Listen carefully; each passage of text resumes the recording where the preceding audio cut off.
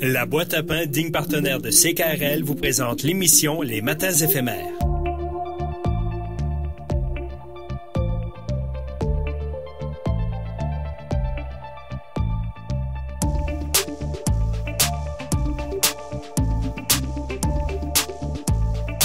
Il est 7h, bienvenue à tous, bienvenue aux Matins éphémères, heureuse de vous retrouver pour cette nouvelle semaine. On est le 9 janvier aujourd'hui, et puis on retombe dans nos pattes doucement, après une première semaine toute douce, un retour tout en douceur, doucement comme ça on va retrouver nos collaborateurs ce matin à l'émission Les Matins éphémères, qui est avec nous ce matin, Georges Gauma, que je salue. Georges, bonjour. Bonjour Caro. Et bonne année. On se l'est pas souhaité. On peut se le souhaiter en ondes, hein, c'est encore là. Absolument. Bon, voilà. Bonne année, puis je te souhaite le meilleur pour l'Afrique, pour toi personnellement, mais beaucoup de belles choses en 2023 pour l'Afrique, en espérant que les choses changent et que toute l'action et la parole, la prise de parole que tu prends ici au Canada ait des répercussions. Bon, toi et plein d'autres. Que tout ça ait des répercussions en Afrique. Bonne année, Caro. D'abord, bonne année pour la santé, qui est le capital le plus précieux que nous ayons. Et puis, ma foi, aussi, plein succès dans toutes les activités. Dieu sait que tu en as et pas toi mal. Aussi, plein succès dans tous ces activités-là. Que ça soit sur le plan familial, sur le plan professionnel, sur le plan amical également. Et puis c'est ça qui fait la substance de notre existence. Et bonne année, Caro, 2023. On pense que ça va être une bonne année. Moi, je me souviens d'une année, en 2022, où tu avais fait tes souhaits, 2020, c'est parfait, le chiffre idéal, c'est un beau chiffre. Ça va être... Absolument. Et puis, finalement, on connaît la suite. On avait parlé du 20 sur 20. Voilà. 20 sur 2020, c'était 20 sur 20. Donc, sans faute, un devoir sans faute. Bon. Mais il y a eu beaucoup de fautes, hein. Je pense qu'on va nous noter moins 30 sur 20 là. Bon, en tout cas, on fera pas de prédiction pour 2023, mais on ne peut que se souhaiter le meilleur. Mais tu travailles fort pour tout ce qui t'arrive. Voilà. Mais j'y reviens quand même pour 2023 et les souhaits pour l'Afrique, parce que c'est un peu aussi ton cheval de bataille. Absolument. Mais on va jaser autour de ça aujourd'hui, hein. Plusieurs années. Une chronique tranquille autour de ces souhaits-là. On va souhaiter des bonnes choses dans un empire, des choses qui nous font, quelque part, disons-le, exprimons-nous, disons nos émotions, qui nous font parfois peur et qui nous retrouvent comme étant des personnes inconscientes, comme si on ne connaissait pas l'histoire. Comme si l'histoire se répétait devant nos yeux et puis on ferme les yeux, on est comme là, comme des chevaux masqués au trot. Les chevaux sont masqués et ils sont au trot. Mais attendez, devant peut-être qu'il y a un ravin. Hein? Ben voilà, on est au trot, on est masqué. Voilà, on va essayer de jaser autour de cela. De l'Afrique. On a toujours dit ici que l'Afrique était quand même une image au centre du monde. Un acteur important pourtant, mais un petit acteur. Un petit acteur négligé aussi. Un petit acteur qu'on essaie de ne pas voir. La preuve, c'est que dans beaucoup de choses, écoute, c'est comme si l'Afrique était... rien qu'à voir un peu les tours comment on appelle les gens qui vendent des billets, qui font le tour du monde dans le tourisme là et tout cela. La destination Afrique est maigre, vous voyez. Mais ailleurs, on voyage beaucoup, tout le monde pense à ça, mais l'Afrique est toujours oubliée. C'est pas une destination, alors qu'il y a le soleil en Afrique, alors qu'il y a des belles affaires en Afrique. On pense à l'Afrique simplement pour aller voir le tourisme animalier au Kenya ou des choses comme ça. C'est comme si l'Afrique d'aujourd'hui est toujours une grande jungle où on va chercher le safari et tout le tralala. Bon voilà, on va essayer de papoter autour de ça. Ok, alors bon, on est déjà là dedans? On est là-dedans. Allons-y, Georges. Alors parce que l'Afrique c'est grand aussi. C'est très grand. C'est grand 4 pays, hein. Oui, c'est ça. Ce n'est pas un pays l'Afrique, hein. Alors on devrait peut-être préciser qu'on parle souvent nous de l'Afrique noire, parce qu'il y a le Maghreb aussi qui est une réalité. Bon c'est ça, c'est une réalité qui est en fait, quand on remonte à l'histoire, l'Afrique elle est noire. L'Afrique est fondamentalement. Et figure-toi que, Caro, ce que je viens d'apprendre à peine hier, c'est que l'Europe était noire également. L'Europe, les Yamnanya, une expression comme ça, il faut que les gens aillent regarder cela, mais c'est hallucinant. Il y a tout un travail intellectuel autour des Yamnanya qui sont venus d'Asie quelque part et qui ont buté les Noirs d'Europe au dehors parce que c'était des sanguinaires, c'est des génocidaires et qui ont blanchi la race entre guillemets en Europe. Et puis le processus du blanchiment de la race, ben écoute, aujourd'hui aussi, on voit en Argentine et au Chili. Il faut se poser la question de savoir, mais comment se fait-il qu'en Argentine et au Chili, ce sont deux pays complètement blancs? Alors que tout autour des autres pays d'Amérique latine, il y a des blancs, il y a des noirs. Et ça traduit des entre-deux. Et puis les entre-deux aussi. Mais dans ces pays-là, on n'en voit pas. Il y a toute une littérature, il y a toute une littérature qui est là-dessus, qu'il y a eu tout un génocide dans ces deux pays-là. Et c'est pourquoi on ne trouve pas assez de noirs. Mais c'est hallucinant, Caro, quand on lit un peu des choses comme cela. Donc, en revenant sur l'Europe, l'Europe était noire également. Il faut voir tout ce qui s'est passé là-dedans, et c'est des grands scientifiques qui l'écrivent, Caro, c'est pas Georges Goma, et j'étais quand même assez surpris de lire cela. Oui, et puis forcément c'est facile de comprendre avec les continents, les migrations, alors, je sais pas jusqu'où on remonte mais et surtout, Caro, en partant du fait, il y a un postulat qui existe, que l'Afrique est le berceau de l'humanité. L'humanité est née en Afrique. Je crois qu'aujourd'hui, aucune personne n'est contre cette thèse-là. Et puis, récemment aussi, il y a peut-être 4 ou 5 ou 6 ans peut-être, on nous a parlé en Angleterre que les Anglais avaient découvert leurs ancêtres. C'est toujours les travaux des grands scientifiques britanniques. Ils ont découvert le squelette du plus ancien anglais et en recomposant les choses comme ils savent le faire, sur qui ils sont tombés quand ils ont reconstitué, sur un noir. Et donc l'ancêtre des Anglais est un noir. Je me rappelle plus du nom, mais en tout cas, les gens ont qu'à aller sur Google maintenant, ils vont trouver l'ancêtre des Britanniques est noir. Puis on n'est pas surpris. Voilà. Donc, mais il y en a qui sont surpris quand même, mais moi-même aussi j'étais surpris, oui, mais si on sait comment les mouvements de population, bref. Mais tout ça pour dire que l'Afrique est plusieurs facettes, plusieurs visages. On parlait du Maghreb, qui est une entité à part. En général, nous, on parle de l'Afrique noire maintenant, là, même si à la base, tout est noir, mais... Mais Caro, tu sais que moi je parle beaucoup, parfois je m'envole dans des envolées lyriques comme on le dit, mais tu avais commencé par parler de l'Afrique et le Maghreb. Et quand je suis allé jusqu'en Europe, c'est pour te dire que l'Afrique était noire. L'Afrique était noire par l'Égypte fondamentalement, c'est là où il existe plusieurs données scientifiques, n'est-ce pas, les égyptologues de la trempe de Cheikh Anta Diop, paix à son âme, et aujourd'hui la référence est quand même le professeur Théophile Obenga, qui est un grand professeur du Congo-Brazzaville, très très connu de par ses travaux, et d'autres égyptologues qui ont démontré que, écoute, l'Égypte, comme on parlait de l'Argentine, l'Égypte aussi est devenue blanche, parce que avant l'Égypte était noire. L'Égypte pharaonique est complètement noire. Les vestiges que nous avons aujourd'hui de cette Égypte-là, dans ce qu'on a retrouvé dans les grottes, les sculptures partout, mais ça montre que l'Égypte, c'est le type négroïde. C'est pourquoi, à un certain moment, toutes les statues, on a cassé le nez. On a cassé les nez partout. On a cassé les nez pour faire disparaître, n'est-ce pas, le signe du noir dans ce qu'on a trouvé en Égypte. Donc, il y a eu une volonté, un génocide culturel également, il faut le dire, une volonté manifeste au cours de l'histoire de faire disparaître complètement l'antériorité de la civilisation nègre ou de la civilisation noire dans ces contrées-là. le Maghreb est devenu le Maghreb. C'est-à-dire que là aussi, les gens qui a la peau blanche, qui ont occupé ces parties-là, eh bien, se sont installés et on a trouvé cette petite bande-là en haut qu'on dit que c'est le Maghreb aujourd'hui.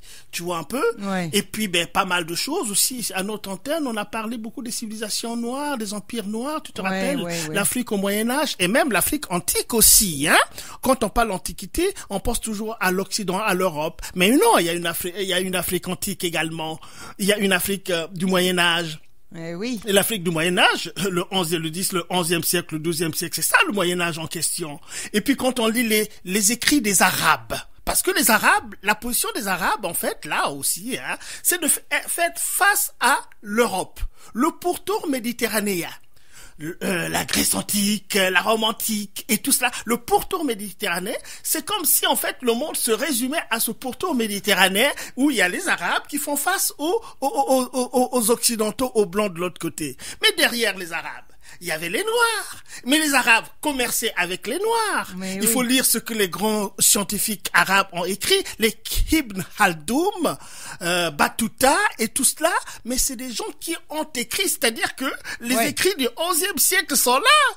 Et tu vois la façon dont ils parlent de ces empires noirs. Ils disent par exemple que l'empereur, en fait, comment on appelle ça, l'empereur du Mali à l'époque, hein, c'était le souverain le plus riche du monde. Ils l'ont écrit. Et tu vas dans les musées à Londres, aux États-Unis, ça y est là, il y a des signes qui montrent que non, mais ce souverain du Mali était le plus riche du monde. Parce que quand il allait à la Mecque, par exemple, mais il y avait toute une procession, des milliers de chameaux, il y a beaucoup de gens qui l'accompagnaient.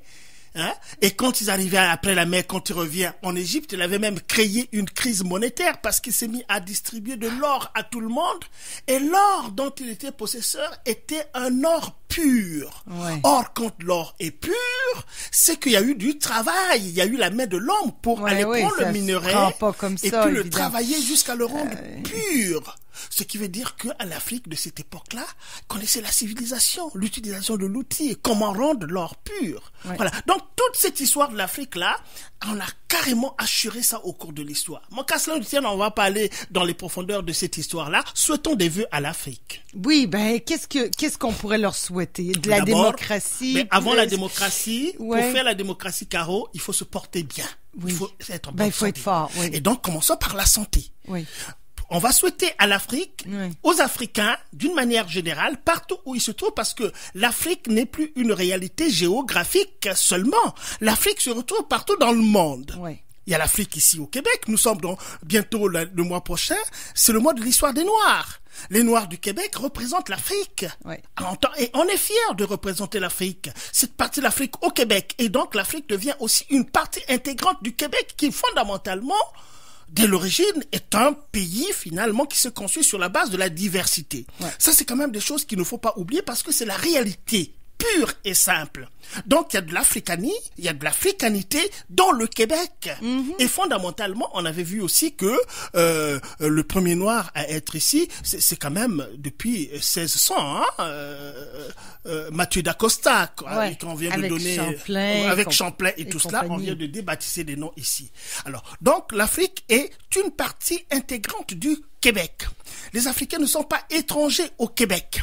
Il faut qu'on apprenne cette nouvelle culture de considérer la part africaine comme une part à part entière du Québec. On va fêter le mois de l'histoire de Noir bientôt. Et Caro, pour te dire, je suis membre de la table de concertation du mois de l'histoire des Noirs. Bon, alors on est bien placé pour en parler des nombreuses activités qui auront lieu. La santé aux Africains et aussi la bonne santé dans les structures de la santé au Québec. On a bien vu, on a eu peur, toi et moi, ici, à notre antenne. Oh mon Dieu, quand la Covid est arrivée, on s'est dit, mais attendez, quand on voit ce qui se passe en Inde, quand on voit ce qui se passe en Chine, ce qui se passe en Italie, bah alors ça nous a fait peur, hein, Caro, tu te rappelles, hein, les gens qui mouraient comme des mouches, et on s'est dit, mais attendez, si ça arrive en Afrique, des structures sanitaires sans équipement, ça peut pas marcher. En Afrique, tous les Africains vont mourir avec la fulgurance, n'est-ce pas, de ce virus-là qu'on ne sait pas encore comment est-ce que ça procède. Et heureusement d'ailleurs que est-ce que c'est la chaleur qui a protégé les Africains de la Covid? On ne sait pas, on ne sait rien. Ouais. Quand on voit les chiffres, évidemment, l'Afrique a moins souffert de la pandémie que tous les autres espaces. Ouais, mais heureusement l'Afrique du Sud. L'Afrique du Sud, mais très peu quand même. Quand on regarde les statistiques, vraiment l'Afrique d'une manière générale n'a pas souffert de la Covid. Comparé au Brésil, par exemple. Comparé au Brésil et tout cela. Parce que... Voilà. Donc, une politique sanitaire qui s'articule à une politique sociale, parce que la pauvreté en Afrique, et on a dit que la pauvreté en Afrique était une pauvreté artificielle, il faut le dire. On peut pas penser qu'un continent aussi riche que l'Afrique, abondante, une belle forêt, biodiversité, le bassin du Congo un peu, avec l'Amazonie, les deux grands poumons du monde, vous jetez quelque chose, ça pousse, il y a une pluviométrie extraordinaire, et qu'un pays comme ça puisse être dépendante de l'Ukraine dans les produits agricoles, les grains et tout cela, c'est impensable. C'est parce que simplement que les politiques qui sont mises en place ne sont pas correctes. Et donc, pas plus dépendante de la Chine avec pas plus dépendant de la Chine ou de la Russie, ou de la Russie et ou de l'Europe aussi. Hein. Il faut pas voir seulement la Chine et l'Europe. Mais peu importe, Georges, il faut que l'Afrique se prenne en main. Voilà. Fondamentalement, c'est la santé puis la force aussi. Oui, mais on va pas assurer quand même les siècles et des siècles où l'Afrique a été copain avec l'Europe depuis le XIVe siècle quand a commencé tout ce que nous connaissons de l'histoire. Hein. Donc les partenaires directs c'était quand même l'Europe et ainsi de suite. La Chine est arrivée par la suite et puis les autres sont arrivés. Mais ce serait, si je comprends, c'est pas mieux d'être dépendant d'un pays. C'est pas mieux d'être dépendant sous le joug de la Chine ou de la Russie, pas plus que de l'Ukraine ou de l'Europe. Mais être partenaire, il n'y a pas de paternalisme, allons vers le partenariat. Voilà. Et plus l'Afrique va bien se porter, le monde va bien se porter également. Il y aura moins d'immigration, moins de ceci et de cela. Donc une bonne santé, des bonnes structures médicales, que l'Afrique se prenne en main de toutes les façons. L'Afrique n'a pas à attendre que les gens fassent des choses pour elle. Bon, en tout cas, je voyais ce matin, on parlait du virus d'Ebola qui tire à sa fin. Là, l'épidémie semblerait que c'est résorbé. C'est résorbé. Alors, bon, c'est déjà une bonne affaire. Je voyais ça, je ne l'ai plus sous les yeux, mais en tout cas, bref. C'est ça. Bon, maintenant, après, quand on a parlé de la santé, parlons de la politique. Pourquoi la politique? Parce que la politique, c'est quand même, c'est la prise de décision. Hein. Le développement d'un État, ça dépend de la force, n'est-ce pas, des décisions qui sont prises sur le plan politique. Et ce que nous souhaitons par-dessus tout à l'Afrique, c'est la démocratie.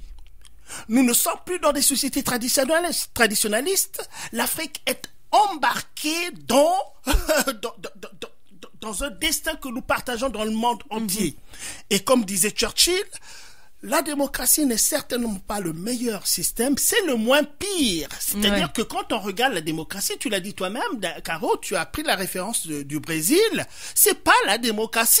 On prend pas le pouvoir de cette manière-là, on n'investit pas les institutions publiques réglementaires de cette manière-là parce qu'il y a un président qui, voilà.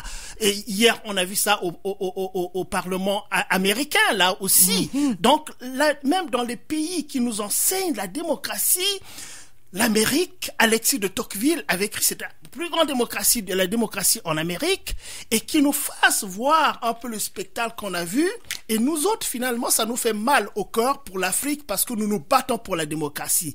Et les dictateurs en Afrique, ils nous rigolent sur la tranche, en nous disant, mais attendez, votre démocratie, là, regardez l'Amérique, la plus grande démocratie, elle a été secouée, eh ben, Trump aussi a été pris pour un dictateur, alors pourquoi vous nous critiquez? Et ça nous baisse, n'est-ce pas, la force que nous avons à pousser l'Afrique vers la démocratie. Et ça, c'est très, très, très dangereux, Caro. Donc, la démocratie au pays africain a installé des systèmes, il est une circularité des élites politiques, le renouvellement des élites politiques en Afrique, au lieu de voir des gens qui viennent s'asseoir pour 40 ans, 50 ans au pouvoir, une seule personne, et pour ne rien voir comme un progrès social. L'économie, la politique est scientifique également. ça se mesure, c'est métrique, on peut mesurer, n'est-ce pas, la démocratie. Combien de régimes on a eu dans le temps? Quelle est la comptabilité du résultat de tel ou tel régime? On peut le faire pour voir est-ce qu'on a eu du progrès social dans ce que nous avons à faire? Est-ce qu'il y a eu du progrès technique dans ce qu'on a eu à faire? Combien de personnes meurent? Quel est le taux de mortalité? Et des choses comme ça, on peut bien le faire. Le docteur Drouin nous écoute à côté, à bientôt, c'est son émission. Je pense qu'il pense que c'est pas des histoires que je raconte. Oui. Ouais. Alors, donc ça c'est sur le plan politique. Il y a aussi des vœux à souhaiter sur le plan économique. Oui, ça va avec. Ça va avec. L'Afrique est le continent le plus riche du monde. Et quand nos auditeurs entendent ça, ils s'arrachent les cheveux. Ils se disent, mais ce Georges, qu'est-ce qu'il raconte là? L'Afrique, on nous apprend que c'est le continent le plus pauvre. Les gens partent l'Afrique parce qu'ils sont miséreux et ainsi de suite. Mais c'est archi faux parce que potentiellement, l'Afrique, c'est le continent qui regorge. Et aujourd'hui, on voit très bien que sur le plan géopolitique, géostratégique, la guerre entre les grandes puissances, on va revenir là-dessus, ça se passe en Afrique. On a désormais, il y avait les rapports, chaque année, il y avait un sommet entre la France et l'Afrique, et pour cause. Maintenant, il y a les sommets entre la Chine et l'Afrique, il y a les sommets entre les États-Unis, tout récemment, là, Biden a reçu les Africains, là, et tout cela, il y a les sommets entre l'Inde et l'Afrique. Alors, c'est de se dire que, mais finalement, cette Afrique, on dit qu'elle est pauvre, non, mais il y a un intérêt quand même. Mais cet intérêt-là doit être franc. Quand il faut montrer que vous avez un intérêt pour l'Afrique, montrez aussi que vous avez un intérêt pour le développement de l'Afrique, pour qu'il y ait cet équilibre dans le monde, qu'il n'y ait pas des Africains, des jeunes Africains, Caro, des jeunes Africains qui ont leur avenir devant eux, et donc cet avenir est bouché en Afrique et qui traverse toute l'Afrique du Nord dans le désert à pied pour essayer d'atteindre un Eldorado qui est fictif, qui est une chimère, qui est l'Europe. Et quand ils arrivent à la Méditerranée, tu te rappelles comment toi et moi nous avons appelé la Méditerranée la Morgue-Terranée. C'est la Morgue-Terranée. Parce que tous les jours, il y a des jeunes Africains qui viennent s'ensevelir, se faire enterrer, à traverser, n'est-ce pas, la Méditerranée vers un Eldorado qui est tout à fait chimérique. Alors, voilà. Donc, essayons de regarder un peu entre nous comment est-ce que nous allons faire que nous prenons les minéraux en Afrique, au Congo, le bassin du Congo. Oh, j'ai envie de pleurer, mais je veux pas pleurer quand même. Non, parce que la République démocratique du Congo, qu'on appelle, qui est un scandale géologique, parce que la MONUSCO, la mission des Nations Unies pour le Congo, elle est là depuis près de 20 ans dans le Kivu. Mais comment est-ce que les Nations Unies, avec leurs forces, avec les instruments qu'il faut, sont dans un espace où il y a un génocide, des gens meurent par millions là où les Nations Unies se trouvent. Alors c'est quand même aussi ahurissant. Mais qu'est-ce qui se passe donc dans l'Est de la République du Congo? Ouais. Pourquoi là, Georges, on a embarqué dans une autre chronique. Non, mais c'est pas non, mais on souhaite parce que je vois le temps qui file. Oui, mais ça file, Caro, mais c'est important de le dire quand même. Hein? Tout à fait. Parce que les vœux, évidemment, qu'on veut, il faut qu'on aille au-delà de ça. Bon, alors, maintenant, sur le plan géopolitique aussi, on va souhaiter les vœux. Les vœux, c'est de voir s'ériger l'Afrique comme étant un vrai partenaire dans le concert des nations. Voilà, que l'Afrique ne soit pas un terrain pour les grandes puissances qui viennent se battre tout simplement pour tirer ce qu'ils ont envie de tirer. Ce qui se passe en ce moment en Ukraine, on a bien démontré aussi, il y a un rapport avec l'Afrique. Les pays africains se sont abstenus dans leur majorité aux Nations Unies quand il fallait voter la résolution contre la Russie. Beaucoup de pays se sont abstenus parce que est-ce qu'on va continuer à mener ce monde avec cette bipolarité en tant que tel? C'est-à-dire, si tu es avec celui-là, c'est que tu es contre les autres. Est-ce qu'on ne peut pas penser qu'aujourd'hui, le monde doit s'asseoir pour parler? La crise à Taïwan.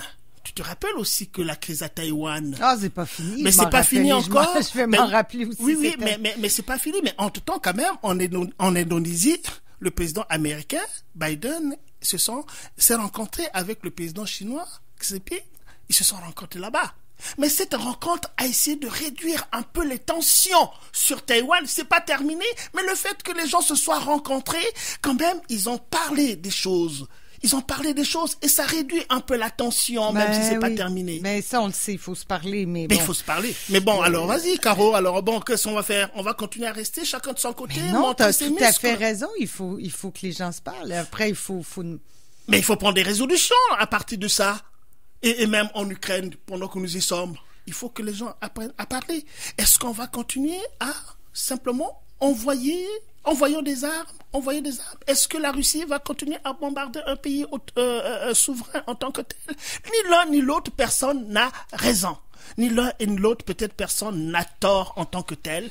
Et il faut, la seule chose, je suis désolé, c'est un souhait que les gens apprennent à se parler pour essayer de tempérer un peu l'atmosphère dans le monde. Et sinon on peut se casser la figure, on ne tirera aucune leçon de l'expérience passée, et à moins que l'on dise. Ouais. Bon, mais moi je trouve que c'est un beau souhait puis qu'on va terminer là-dessus. On va terminer, tu ne me laisses pas dire deux petits mots encore, non? Sur se parler, je trouve que c'est très beau comme conclusion, Georges.